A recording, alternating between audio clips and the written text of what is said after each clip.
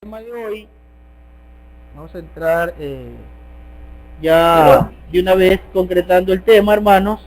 Para el día de hoy estaremos analizando aquella maldición que Yeshua hiciera a la higuera. Entonces el tema del día de hoy es la maldición de la higuera. Para llegar hasta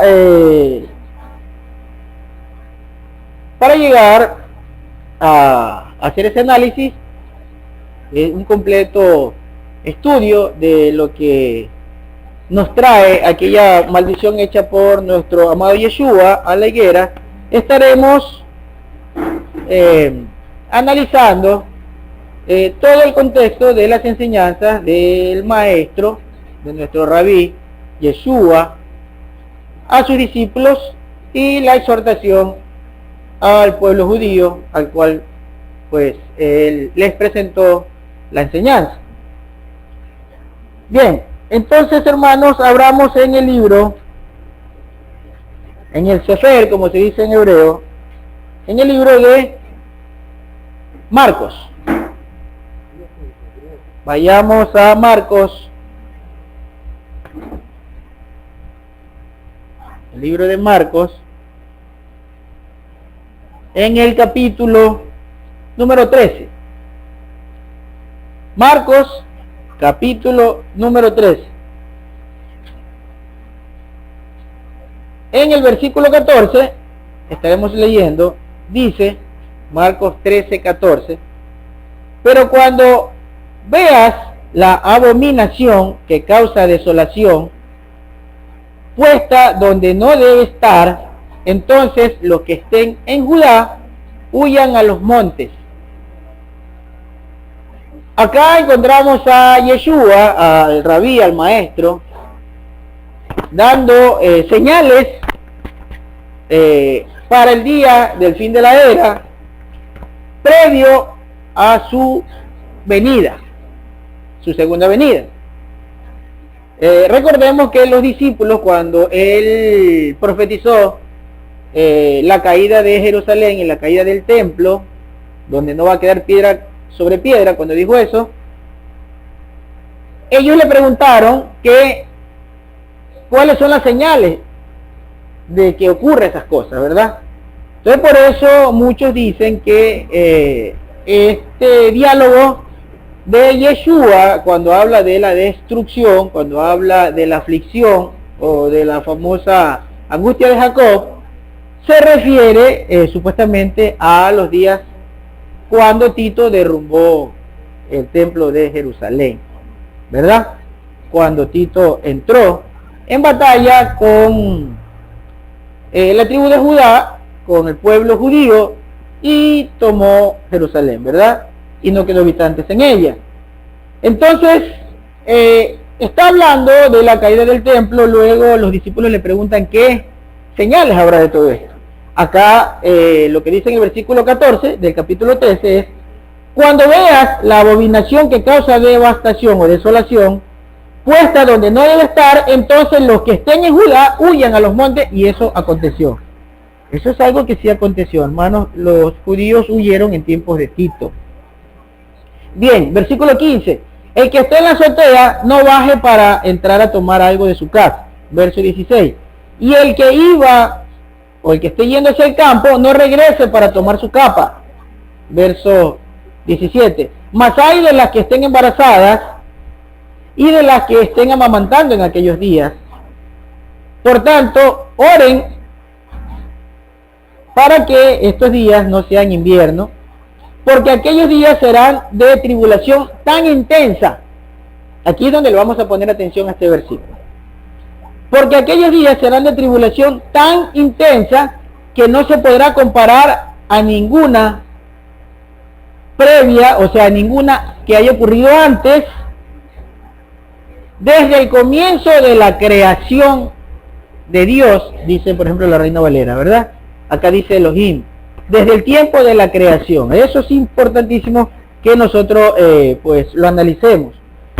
No habrá, dice, no habrá, nunca ha habido una tribulación de esa magnitud como la que está profetizando Yeshua. Dice, va a haber una tribulación inmensa, pero no la podemos comparar a ninguna tribulación desde la fundación del mundo, desde la creación. Hermanos, Sodoma y Gomorra, antes de Sodoma y Gomorra, el diluvio, eso es antes de los días de Yeshua y después de la creación, ¿verdad? Entonces entra en el lapso de espacio de tiempo narrada por Yeshua en esta profecía, digamos, narrada por Marcos, de lo que dijo Yeshua, que la tribulación va a ser más grande, cosa que no se la podía comparar a ninguna de las que hubo. Yo estimo personalmente que el diluvio fue una tribulación, ¿verdad? Y solo sobrevivieron 8 personas. Noé, sus 3 hijos y sus esposas, ¿verdad? Y la esposa de Noé, pues, ¿no? Serían 8 personas, ¿verdad? 8 personas de esa, yo estimo que fue una gran tribulación. Pero Yeshua dice, esta tribulación es más grande que esa. Está la de Sodoma y Gomorra, se destruyeron 2 ciudades de una forma terrible. Pero dice que esta tribulación es más grande que esa. Está, por ejemplo, el cautiverio de los asirios en época del rey Oseas, cuando cayó la casa de Israel o el reino del norte, ¿verdad? Ahí hubieron muchas muertes. Pero dice que esta tribulación es más que eso. Está el cautiverio de Nabucodonosor al pueblo de Judá, ¿verdad? En día de Joaquín. ¿Y qué aconteció ahí, hermanos? Alrededor de 1 millón de habitantes, de 1 millón de judíos, según narra la historia, cayeron en esa batalla. Pero dice que esta tribulación de la que habla Yeshua es más grande que esa. Yo me pregunto, es una pregunta que hay que buscarle la respuesta. En días de Tito, cuando fue derribado el templo, ciertamente fue una guerra sangrienta, de la que 3 etapas perdió Tito y le ganaron los judíos, y la siguiente etapa o la siguiente guerra la ganó Tito ya, digamos, porque lo reforzó un 4º batallón que entró por el monte Moria. Bien, entonces, hermanos, yo pregunto, ¿cuál de esas tribulaciones es menos que aquella? El diluvio nunca puede ser menos que lo que aconteció en días de Tito. Así que personalmente, escuchando las palabras de Yeshua escritas por Marcos, yo pienso que la tribulación de la que habla Yeshua no pudo haber pasado. No pudo haber pasado. Llámese como se llame, tribulación, angustia, dolor, represión, castigo, llámese como se llame, calamidad, cualquier sinónimo que le pongamos. Pero estimo yo que no puede ser más grande las que pasaron antes, porque Yeshua dice que pues es mucho más grande. Así que personalmente no creo yo que lo acontecido con Tito es la tribulación de la que habla Yeshua, porque no se compara al diluvio ni a las otras que le he manifestado. La gran tribulación también es juicio. Claro, sí, también, de hecho, la ira de Yahweh contra la, digamos, contra la transgresión es juicio. Porque en el chat dice que el juicio, que lo de Noé fue juicio, pero la gran tribulación también es juicio. Exactamente, el juicio, lo que trae la ira de Yahweh, la ira de Yahweh es juicio, y la ira de Yahweh se va a manifestar con dolor y con angustia, con tribulación para aquellos transgresores. Entonces sí es una angustia, es un dolor, es una calamidad, es juicio, es ira, es castigo. digamos, la forma como se lo diga siempre va a confluir en una sola cosa, que es una angustia narrada y profetizada por Yeshua, pero habla de algo mucho mayor a la que haya sido ocurrida antes. Si apartamos, por ejemplo, el diluvio, que en el chat que acaban de escribir me dicen el hermano, que se refiere a juicio, ¿verdad? Si decimos y apartamos el diluvio y lo quitamos diciendo que no es una tribulación, como dice, fue un juicio, ok, pero vienen otras tribulaciones, ¿verdad? Y fueron muy grandes también, pero Yeshua dice, la que va a venir es mucho más grande, y yo no compararía lo que ocurrió con Tito como algo más grande que lo que ocurrió antes. No lo podríamos dimensionar de esa manera. Bien, entonces ese es un análisis personal que hago respecto de lo que está hablando acá Yeshua, ¿no? Que nos da bastante, digamos, pistas para tratar de entender. Bien, claro, en todo juicio, cuando es ejecutado el juicio de parte de Yahweh, porque es con ira, pues hay angustia, hay tribulación. Claro, eso no se lo podríamos, digamos, no podríamos cambiarle el sentido, porque pues no cabe, ¿verdad? Bien, vamos al verso 20. Dice, a no ser que Elohim acorte estos días a causa de sus escogidos, se habría dicho, ninguna carne fue salva. Acá dice en esta versión de esa manera, la Reina Valera dice que si los días no hubiesen sido acortados por Dios, nadie sería salvo. Eso también es importante. En el día del diluvio y en otros acontecimientos, digamos, Yahweh siempre hizo preservar, ¿verdad?, la vida. Acá dice, si es que Yahweh no acorta estos días, nadie hubiera sido salvo. Entonces aquí hay otra cosa que analizar. Para los que dicen que ya no hay judíos, si en la época de Tito fue, digamos, el acontecimiento de esta gran tribulación, dice Yeshua, eso es acortado en días, la tribulación es acortada en días, porque de lo contrario nadie se salvaría. Eso significa que se salvaron entonces los judíos, entonces no perecieron todos, de manera que sí existen entonces los judíos y no lo podemos quitar, ¿verdad?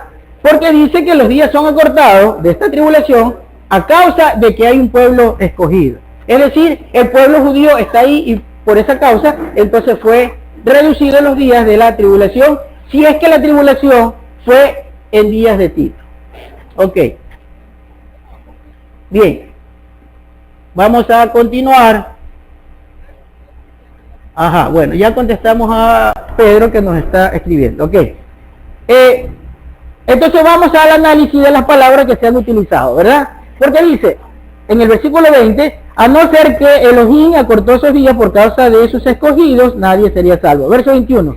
Para entonces, si alguien dijera, bueno, acá dice que si alguien dice, míralo a Mashiach que viene acá, eso pues seguramente sí ha acontecido porque hay muchos que han venido en el nombre de él y haciéndose pasar como profetas o como mesías, ¿no? Y van a seguir. Ok. Bien, lo que sí tenemos que resaltar lo que dice en el versículo 23, pero ustedes estén alerta porque yo se lo he revelado antes de que esto suceda. Dice, pero en aquellos días, acá volvemos, hermanos, mire, no podemos alejar, porque el pensamiento de este contexto sigue. En el versículo 24 dice, pero en aquellos días, después de aquella tribulación, está hablando de la misma tribulación a la que se le atribuye supuestamente a los días de Tito. Ok, pero veamos lo que dice. Dice, pero en aquellos días, después de aquella tribulación, el sol se oscurecerá y la luna no proyectará su luz. Entonces tendríamos que, digamos, hacer una relación de sucesos, porque dice Yeshua que luego de esa tribulación tiene que haber este evento, y históricamente yo no encuentro, digamos, argumentos de que esto haya sucedido, que después de esa tribulación aconteció esto. Pero no solamente que el sol se oscureció y la luna dejó de dar su resplandor o su luz, porque alguien podría decir, bueno, pero eso es un eclipse. Pero resulta que en el siguiente versículo, en el versículo 25, dice lo siguiente. y las estrellas caerán desde los cielos, y las fuerzas que sostienen al universo serán sacudidas. ¿Sí? Entonces, hermanos, tenemos que ligar ese suceso porque es consecuente. Es consecuente. En esos días de Tito no aconteció, porque ni la NASA tiene rastros de que haya sucedido algo de esta naturaleza. Y recordemos que científicamente ya la NASA ha, digamos, divulgado sucesos mucho más antiguos que lo que hubiera acontecido en la época de Tito, que era ya en el año 60, ¿verdad? En el año 70 de ya... Flavio Josefo cuenta de terremotos, no va a contar de alguna... Claro, Flavio Josefo también cuenta y no dice nada respecto de estos acontecimientos ocurridos en aquella época. Bien, entonces vamos a hacer un análisis. Ok, de las palabras que se utilizaron. Vamos a hacer un análisis. Queremos tratar de hacerlo en el tiempo corto posible. Entonces vamos a entrar al análisis de las palabras. Ok, la palabra que se usa para aquellos días, es decir, la palabra para días, es la palabra griega emenera o emenera, ¿verdad? Que significa un día de 24 horas del uso natural del sol hasta que se oculta, dice, ¿verdad? Ok, entonces habla de un día, es decir, habla de ese día, de un espacio de tiempo que tiene que ver con el día. Ok, dice, después de esos días, ¿verdad? Y la palabra para después es la palabra meta, la palabra griega meta, que significa luego, detrás o después. Es decir, está hablando consecutivamente. O una secuencia es lo que está haciendo. Ok. La palabra tribulación, que es tan polémica, la palabra tribulación significa opresión, aflicción, tribulación, angustia, estrecho, presionado, angustiado. Bien, tenemos acá la palabra sol, que es utilizada, es decir, lo que va a suceder en el sol. La palabra helios, y que tiene que ver con los rayos emitidos por el sol, o la luz del día, o propiamente el sol. Ya, vale hacer una aclaración para los hermanos que nos ven por primera vez, de que es para la doctrina que dice que ya no hay, Ya. no hay reino, Ok. y para aquellos también de la cristiandad que dicen que el reino es la iglesia. Ok, entonces, la palabra que se utilizó para decir que el sol se oscurece en esos días, ya hemos visto las palabras consecutivamente, ok. El sol se va a oscurecer, utiliza la palabra escotizo, que es para descubrir oscuridad, para oscurecer, para ser encubierto, para que se oscurezca cuerpos celestes, dice la palabra. Es decir, es textual lo que está diciendo Yeshua, ¿okay? Por si acaso, porque hay muchos que dicen que es muchas cosas simbólicas o espirituales, y entonces le dan un pensamiento que le calza al criterio de cada persona, ¿verdad? Acá lo estamos analizando y son textuales, porque tienen su significado complejo, ¿verdad?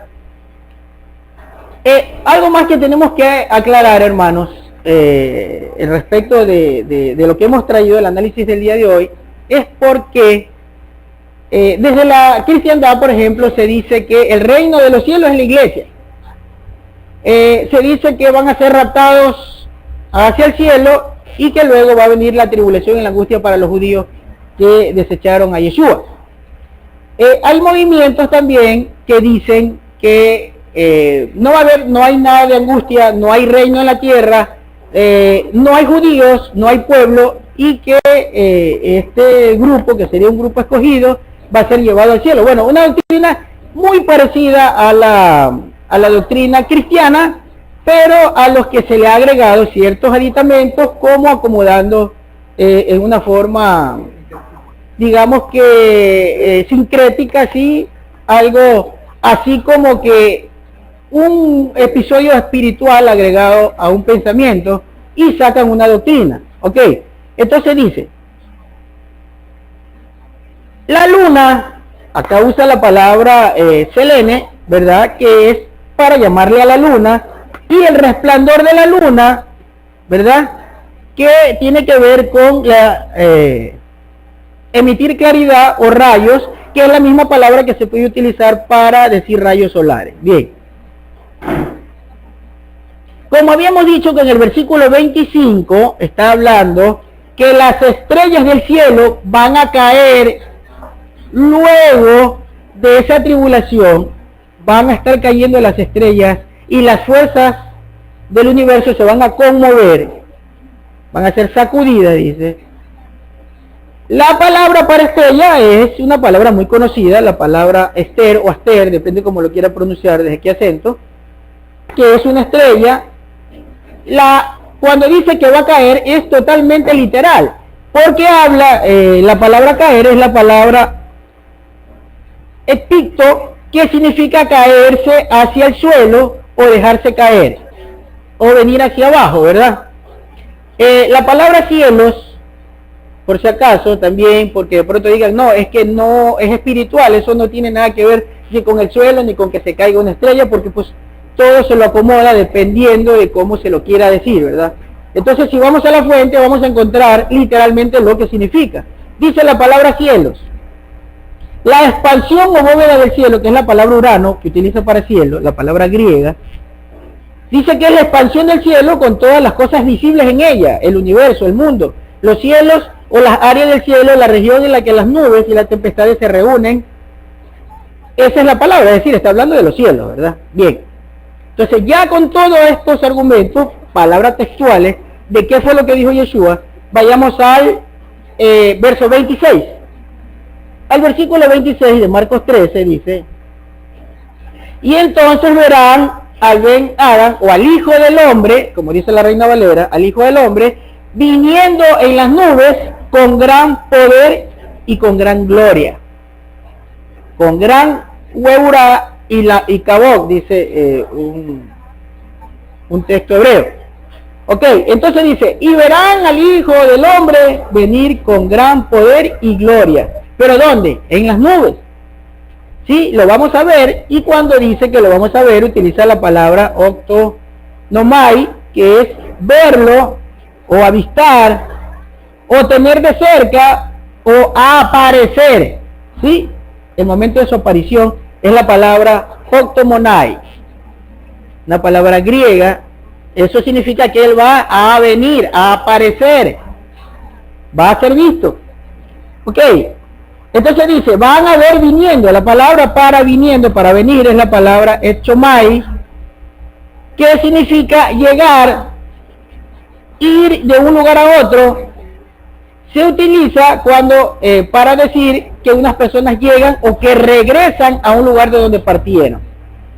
Bien, como vemos, es muy específico las palabras que se han utilizado textualmente. Y las nubes, pues, es la palabra neplele, que es, o nepele, que es nube, ¿verdad? Bien, ahora, continuemos con el versículo 27 para ir tomando, digamos, argumentos para ir ya a la enseñanza de la maldición de la higuera. Verso 27. Y enviará a sus ángeles y reunirá a los escogidos de los cuatro vientos, desde el extremo de la tierra hasta el extremo del cielo. Mire los sucesos, cómo lo viene narrando Yeshua, se los da a conocer a los discípulos. Le dice, va a haber angustia, va a haber tribulación, luego las estrellas van a caer del cielo, digamos, el universo y toda su fuerza se va a conmover. Luego de eso van a ver al Hijo del Hombre venir en las nubes, ¿sí? Va a venir en las nubes. Y dice en el verso 27, y va a enviar a sus ángeles para que reúna de los cuatro vientos, desde el extremo del cielo, desde el extremo de la tierra hasta el extremo del cielo, va a reunir a sus escogidos. Esa labor la van a hacer sus ángeles, los malajim. Bien. Y textualmente analizamos esas palabras. Por ejemplo, cuando dice los va a enviar, utiliza la palabra apostelló, que es una palabra griega, ¿verdad? Que dice o significa dar una orden. Por eso dice los va a enviar. Va a dar una orden para ir a un lugar asignado, para enviar lejos o para despedir. Dice que los va a reunir, y esta palabra para reunir es la palabra episnagó, que es reunir o dejarlos juntos en un solo lugar. Tiene que ver con la palabra sinagoga, de estar reunidos. Exactamente. Espinago, sí, reunirlos digamos, juntarlos, ¿verdad? Formar una reunión, una asamblea, un grupo. Entonces eso es lo que van a hacer los ángeles. Bien, dice que va a ser desde los 4 ángulos, desde los 4 extremos, ¿verdad? La palabra para 4 es la palabra tesares, que significa 4, y dice que de los 4 vientos, o de los 4 extremos, ¿verdad? Esa es la palabra nemos, que significa vientos principales o cardinales, es decir, desde los 4 ángulos, desde los 4 puntos cardinales. Ok. Dice, utiliza también la palabra extremo, que es la palabra cron, griega. Dice los puntos más lejanos, desde lo más lejano de la tierra o lo más lejano del cielo. Por eso dice que desde los extremos, desde los sitios más lejanos, los ángeles van a reunir a los escogidos. Bien. Ok, y la palabra para tierra, porque todos sabemos que es la palabra ge, ¿verdad? Por eso geología, que significa ciencia que estudia la tierra, pues proviene de esta palabra, ¿verdad? La palabra ge, que es para cielo o para tierra. Bien. Ahora, ya vemos que textualmente es lo que dice Yeshua. Los ángeles van a reunir desde los 4 puntos cardinales, desde un extremo de la tierra hasta el extremo del cielo, es decir, va a cubrir todo el globo terráqueo y va a reunirse a los escogidos. Bien. Verso 28. De la higuera, aprender la parábola. Acá ya vamos a la higuera, hermanos. Es importante empezar con el versículo 28, el tema de la higuera. De la higuera, aprender la parábola. Pues así, como sabes, pues es así como vas a saber que el verano se acerca. Cuando la rama de la higuera, que ya está tierna, empieza a brotar y comienza a salir sus hojas. Yo me preguntaba, cuando estaba analizando este tema, ¿por qué Yeshua da como referencia de que su venida está próxima o ya es la víspera de su venida? ¿Y por qué toma como referencia el suceso físico, natural de la higuera? ¿Verdad? Pero resulta que, hermanos, nosotros también encontramos que Yeshua maldijo antes, habían maldecido antes a una higuera, ¿verdad? Entonces vamos a relacionar estos hechos. Y primero, terminemos de leer, versículo 28, dice, de la higuera aprender la parábola, pues así como sabéis que el verano está cerca, cuando su rama tierna comienza a brotar y a salir sus hojas, así también ustedes, cuando vean que suceden estas cosas, den por cierto que está cercano a las puertas. Ok. Entonces, Yeshua está marcando un evento con un suceso, pero esto tiene una relación de algo que él hizo antes. Entonces vayamos a Jeremías primero para entender que al pueblo de Judá se le representa como higos o como una higuera. Bien, entonces vayamos a Jeremías 24:1. No es a todas las tribus de Israel, por si acaso, es a Judá. Exactamente.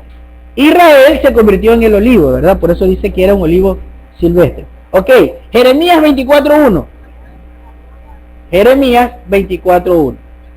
Fue después que Nabucodonosor, rey de Babilonia, había cargado con Jeconías, el hijo de Joacim, rey de Judá, y con todos sus oficiales de Judá. Los artesanos y los trabajadores experimentados los había arrojado al cautiverio desde Jerusalén y los trajo a Babilonia, pues Yahweh me dio una visión. Y la visión dice así: allí frente al templo de Yahweh había 2 cestas de higos, una de las cestas tenía en ellas higos muy buenos, como esos que maduran temprano, mientras que la otra tenía higos muy malos, tan malos que no se podían comer. Versículo 3.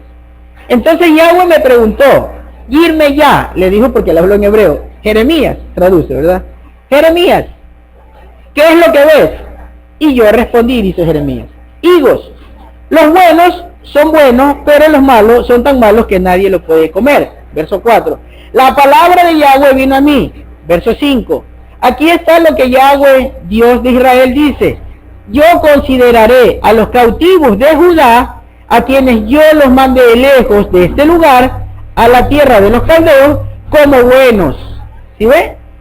Los representa como higos buenos a los que fueron cautivos, porque los llevó cautivos era para preservarle la vida. Eso le había dicho antes ya a Jeremías, que si lo llevan, que se deje llevar. Y recordemos que había un grupo rebelde que no quiso ir al cautiverio, sino que se quiso esconder en Egipto, cuando la orden de Yahweh era que vayan con sus cautivos para que preserven su vida, porque si no iban a morir, como efectivamente le ocurrió a ese grupo, ¿verdad?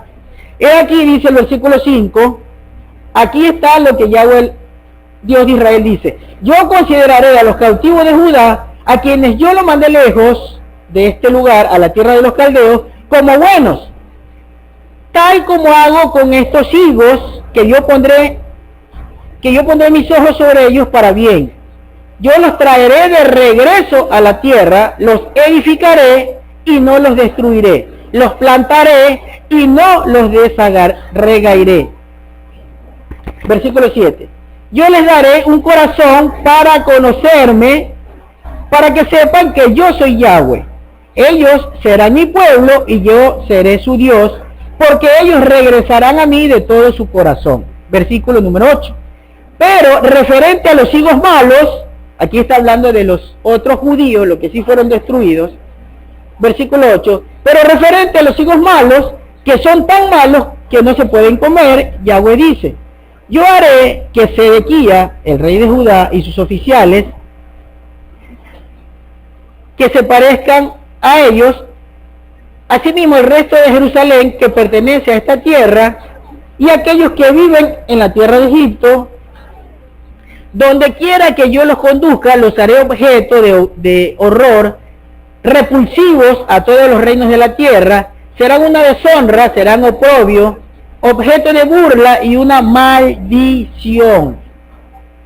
Una maldición. Entonces la maldición es contra quién, hermanos. Esto recuerdo y traje esta enseñanza porque leí la semana pasada que en el chat se informó un debate con los hermanos que están en los controles respecto a este tema de la maldición de la higuera. Pero fíjense que acá vemos que Yahweh por medio del profeta profiere una maldición, pero ¿a quiénes, hermanos? ¿A todo Judá? No, a los malos, a los higos que son tan malos que no se pueden comer. Ellos fueron con maldición, pero se paró un remanente, ¿verdad? Que dice que si eran higos buenos y los llevó al cautiverio para preservarlos, y la prueba que los preservó es que luego salieron con Zorobabel, ¿verdad? Con Esdras, con Nehemías, con el sumo sacerdote Yehoshua, y fueron restituidos en su tierra, ¿verdad? Porque eran higos buenos.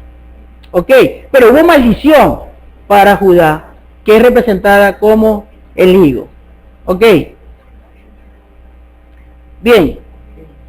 Ahora vamos de regreso al libro de Marcos. Ya vimos que hay maldición para la higuera, la hubo, y fue cumplida esa maldición, pero fue también preservado un remanente. Y los higos, o la higuera, representa al pueblo de Judá. ¿Qué pasó? Bueno.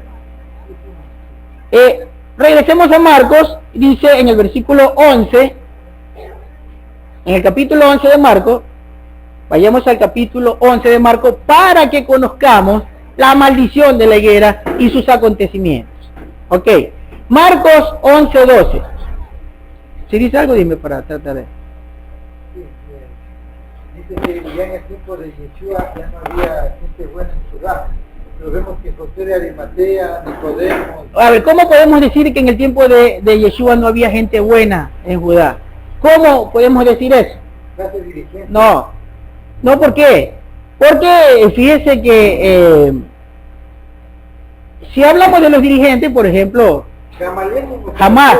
No, es que si hablamos de reyes y de dirigentes, pues la mayoría fueron malos, aunque se hubieron reyes buenos, ¿verdad? Tenemos al rey Ezequías, tenemos al rey de Judá. Claro, o sea, no podemos generalizar. Vamos a suponer, no podemos decir, por ejemplo, a ver, ¿había algo bueno o no? ¿Qué pasó cuando apareció Natanael? ¿Qué dijo Yeshua de Natanael, por ejemplo? Este es un verdadero israelita. ¿Sí ves? Y él era un judío fariseo. Entonces, no podemos decir no habían buenos, porque ciertamente nadie es bueno, porque nadie es completamente santo. No existe hasta el día de hoy, porque el único fue Yeshua. Aunque la Biblia nos dice en el libro de Ezequiel que si la destrucción fuere en este momento, le dice Yahweh a Ezequiel, solo 3 hombres preservarían su vida por su justicia. Es decir, ellos eran una persona intachable delante de Yahweh, ¿verdad? Estamos hablando de Job, estamos hablando de Daniel y estamos hablando de Noé, ¿verdad? Entonces, en el tiempo de Yeshua habían personas no completamente justas, pero sí rescatables, pues Yeshua mismo los escogió.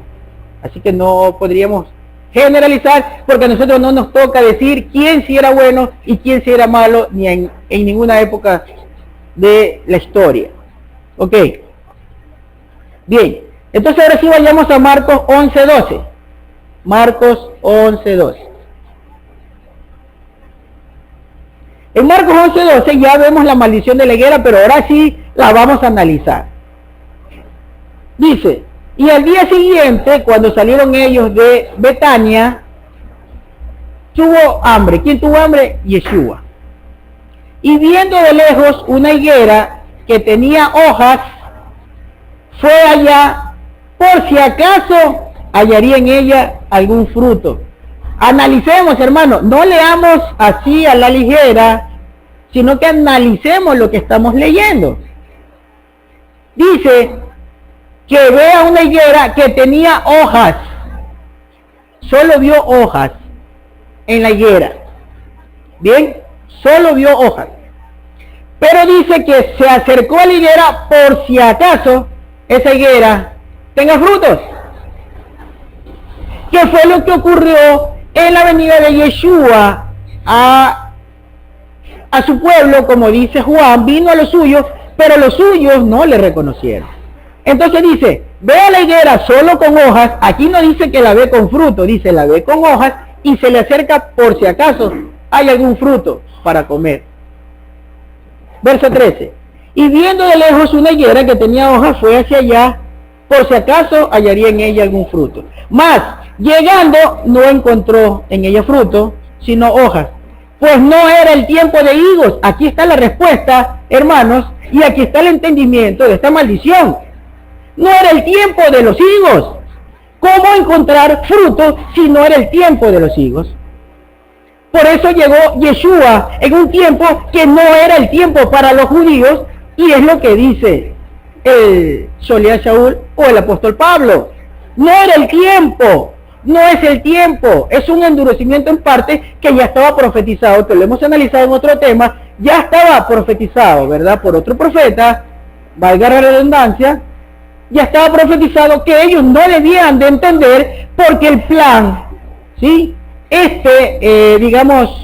Plan que es muy raro, el raro plan de Yahweh, no lo iban a poder entender, hermanos, no lo iban a poder entender porque los judíos eran muy legalistas y muy cerrados y muy celosos de lo que ellos entendían y creían. No iban a poder entender, hermanos. Entonces Yeshua vino en el tiempo que no era el tiempo de la higuera, no era el tiempo de Judá. Eso hay que entenderlo, hermanos. Versículo número 14. Y hablando dijo, nunca jamás coma alguien fruto de ti. Nunca jamás coma alguien fruto de ti. Y eso tiene un entendimiento, hermano. A lo mejor no lo hemos comprendido, pero tiene un gran entendimiento esa maldición de Yeshua que ha servido para el día de hoy. Que nadie coma de ese fruto, porque es la levadura que siempre advertía a sus discípulos de esa generación, o de esos dirigentes, como dice el hermano, creo que es el hermano Pedro, o la hermana Lupita que está escribiendo allá, en el chat. Y tiene razón en eso, ¿verdad? No había frutos. No había supuestamente seres completamente justos, pero sí un grupo rescatable, ¿verdad? A los que se los convirtió en frutos. No era el tiempo, por eso no tenían frutos, hermanos. Pero eso no era culpa de ellos, porque era el raro plan de Yahweh que ya estaba profetizado. Por eso hay que tratar de entender o pedir revelación a nuestro Padre para comprender lo que sucedió. Entonces, como no era su tiempo, no era el tiempo de la higuera, no era el tiempo de Judá, no había frutos. Y era necesaria esa maldición. ¿Para qué? Para que el mundo no se contamine con el legalismo. Para que el mundo no tenga esa doctrina de la que advertía Yeshua que no había que tomar. Cuídese de la levadura de los fariseos y de sus escribas, ¿verdad? De los intérpretes de la ley. Cuidado, aunque si ellos se sientan a enseñar respecto de Moisés, obedezcan lo que Moisés dijo que hagan, pero no tengan nada que ver con su legalismo, su levadura, porque ellos no dieron fruto, ¿ok? Ese fruto no había que tomarlo, por eso era necesaria la maldición. Pero hermanos, si nosotros volvemos a leer, ya estamos terminando, traté de hacerlo bastante corto este tema de hoy, pero si volvemos a leer el versículo 28 de Marcos 13, vamos a entender cuando Yeshua da como señal que la higuera ya debe brotar. La higuera ya debe brotar. ¿Quién es la higuera? El pueblo de Judá, hermanos, los judíos.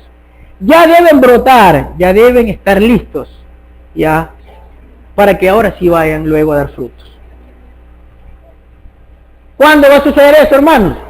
Ya estaba profetizado en el libro de Zacarías. Derramaré sobre ellos espíritu de gracia y de oración, y me mirarán a mí al que traspasaron. ¿Por qué, hermanos? Vamos a entender más adelante qué es lo que da fruto. ¿Cuándo la higuera da fruto? Cuando un ser que está representado como una planta da frutos. ¿Cuándo? Ya lo vamos a entender. Primero vamos a leer verso 28 de Marcos 13. De la higuera aprended la parábola, pues así como sabéis que el verano está cerca, aprendan de la higuera esta parábola. Ellos conocían bien, era una sociedad agrícola y conocían todo lo que sucedía con una planta, pues era prácticamente su labor, ¿verdad? Por eso les da una enseñanza con una planta, con un árbol, con una higuera. De la higuera aprendan esta parábola, pues así van a saber cuando el verano ya se ha acercado. Cuando su rama, que está tierna, comienza a brotar y comienza a salirle hojas. Ahí ellos empiezan. Cuando usted vea que los judíos ya empiezan a reconocer, cuando usted vea que esa higuera que fue esa maldición, de cual fruto no había que comer porque no era su tiempo, cuando ellos comiencen a dar una enseñanza verdadera a Yeshua, entonces sabremos que el tiempo o ese verano ya está cerca. Dice que dijo que la higuera nunca más daría fruto, y era solo esta generación. Acá no dice en ninguna parte que la higuera jamás daría fruto. Lo que dice es que nadie coma de tu fruto, que es diferente a que nunca tenga fruto. ¿Ok? Si dice, escuche, si dice, veamos las premisas. Si dice, de tu fruto no coma nunca nadie, significa que va a tener su propio fruto, pero que ese fruto no era comestible. Esa es una gran diferencia. Eso es una gran diferencia. No dice jamás nunca tenga fruto, así no dice la maldición. Dice que de ti o de tu fruto no coma nadie. ¿Ok? Veamos lo que realmente dice. De tu fruto, es decir, ellos tienen su propio fruto, pero ese fruto no era comestible, pues no era su tiempo. Hasta hoy, la cabra, okay. Hasta el mundo. Claro, es que ningún fruto que dé la tradición judía, los legalismos judíos, son frutos comestibles para los escogidos de Yahweh. Bien, entonces dice, de la higuera aprended la parábola, pues así como sabéis que el verano está cerca, cuando sus ramas tiernas comiencen a dar o a salir hojas, así también ustedes sepan que están por suceder todas estas cosas, hermanos. Para mí, personalmente, por el estudio profundo que le hago a la escritura, entiendo que cuando esta higuera, que es representada por el pueblo de Judá, comience o esté lista ya para que pueda dar frutos comestibles, entonces van a comenzar los sucesos que Yeshua había antes anunciado.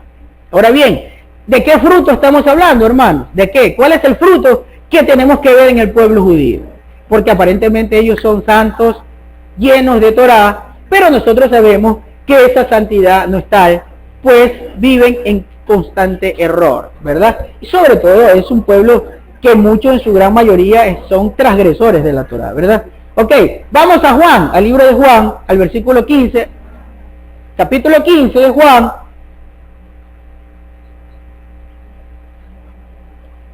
Juan capítulo 15, versículo número 1. Yo soy la vid verdadera, dice la Reina Valera, ¿ok? Yo soy la vid verdadera. Acá dice yo soy el auténtico vino. ¿Okay? Yo soy la vid verdadera y mi padre es el Corem, es el labrador. Verso 2. Toda rama que en mí no lleva fruto será quitada, y toda la que lleva fruto la limpiará para que lleve más fruto. Verso 3. Ya ustedes están limpios por la Torá o por la palabra de Dios, ¿verdad? Que les he dado. Ustedes, le dice a su grupo, al que escogió, ustedes ya están limpios por la palabra que es la Torá, la palabra de Yahweh, la palabra de Dios, que ya les he transmitido. Ok. Verso 4. Permanezcan en mí o vivan como yo, permanezcan, anden como yo, y yo estaré con ustedes. Como la rama de la vid no puede llevar frutos por sí misma, si no permanece recibiendo de la vid, así tampoco ustedes si no permanecen en mí. Entonces, ¿qué es lo que da fruto, hermano? Primero, debía estar limpio. Primeros. ¿Cómo limpió Yeshua a los discípulos para que puedan llevar frutos en abundancia? Los limpió dándole Torá, la palabra verdadera de Yahweh. Esa es la que limpia. Ese es un ungüento para nosotros. Entonces, si la Torá verdadera, conforme enseñó Yeshua, los limpió, cuando nosotros vamos a ver al pueblo judío, a esa higuera que fue maldecida, empezar a retoñar para que luego puedan llevar fruto, es cuando reconozcan la enseñanza de Yeshua, porque dice, sin mí no pueden dar fruto. Acá está representando a su grupo, a su congregación, a sus escogidos como una vid. A ellos no les dice higuera porque la higuera fue maldita. La maldijo a la higuera. Entonces a la agrupación que él escogió no los llama higuera. Entonces, este es el Israel redimido, correctísimo, pero la Israel redimido es una vid que ya está limpia para que lleve fruto.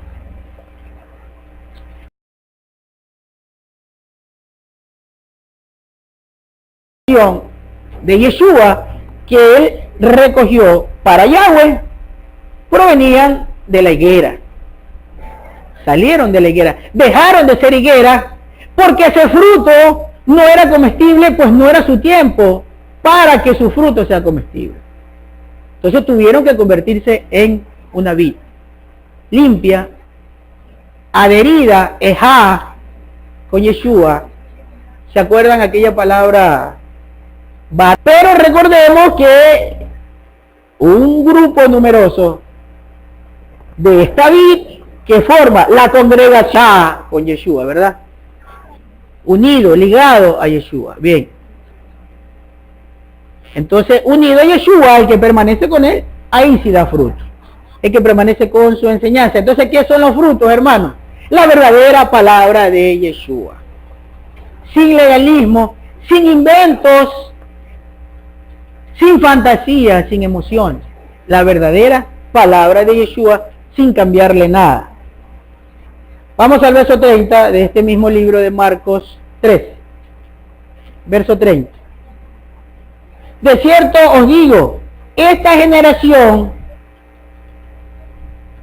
que comience a ver estas cosas no pasará hasta que todo haya sucedido. Así traduce este copista. La Reina Valera dice, de cierto te digo, que esta generación no pasará hasta que todo se haya cumplido. Pero nosotros tenemos que ponerle el entendimiento.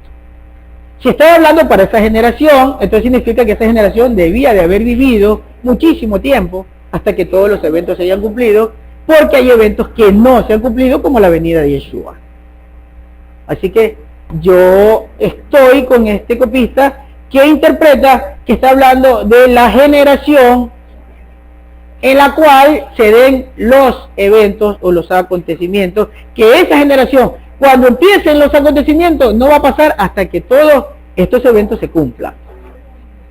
El cielo y la tierra no pasarán, dice el verso 31, pero mis palabras, el cielo y la tierra pasarán, pero mis palabras no pasarán. Pero el día y aquella hora nadie sabe, ni los ángeles en el cielo, ni el Hijo, sino solamente el Padre. ¿Sí? Eso ya nos relaciona al hecho de cuando él ya iba a ascender al cielo y sus discípulos le preguntaron, ¿cuándo vas a restituir el reino de Israel? Y él le dijo, eso es potestad del Padre. Eso solo está en la potestad del Padre. Porque acá dice que ni los ángeles ni el Hijo sabía el momento o el día exacto, ¿verdad? Bien.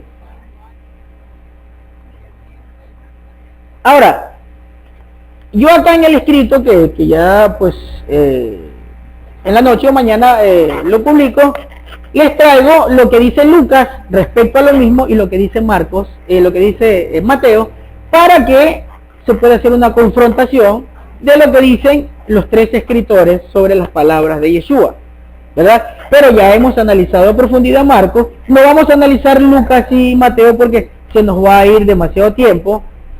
Pero hermanos, lo que sí debemos resaltar siempre es que para hacer un estudio es mejor quitarnos todo prejuicio. Es mejor y más ayuda nos va a brindar el Ruach si nosotros nos dedicamos a estudiar la Escritura, pero tratando de indagar en la verdad de lo que se dijo. No tomemos pensamientos que nos influyan a tener una idea preconcebida de los acontecimientos, sino que vayamos despojados de todo, simplemente escudriñemos y busquemos, tratemos de entender y pedir ayuda al cielo para que nos sea abiertos los ojos, como dice en Lucas 24:45. Bien, hermano, esto es lo que le traía sobre la maldición de la higuera. Espero que pues de alguna manera ayude a que juntos tratemos de entender, y a nuestros hermanos que aún digamos no encajamos en nuestros pensamientos, pues pidámosle a nuestro Padre amado que nos ilustre, que nos enseñe, para que algún día podamos unificar el pensamiento y nuestras ideas, porque lo importante, hermanos, es alcanzar la tan anhelada salvación y llegar un día a la presencia de nuestro Padre amado. Y para eso necesitamos de mucha dedicación y de ponerle el corazón, como dice la canción, como dice Pablo, ¿verdad? Juan, Pedro, Santiago, Judas, bueno, y todos los que fueron escogidos para enseñarnos la verdad de nuestro Padre amado. Bien, hermanos, bendiciones para todos ustedes. Ya no se nos hace muy grande nombrarlos a todos, pero bendiciones para todos ustedes, que Yahweh los guarde, que Yahweh los ayude, que Yahweh sea el que haga florecer su trabajo, que Yahweh con la bendición que dejó para su pueblo los haga prosperar.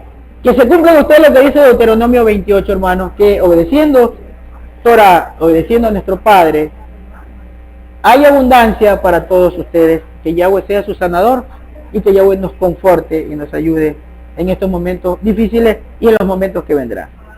Hermanos, bendiciones para todos ustedes desde Guayaquil, Ecuador, la Keilah acá en Guayaquil, que somos el Ministerio Internacional, Ministerio Internacional Verdad de Vida. Bien, hermanos.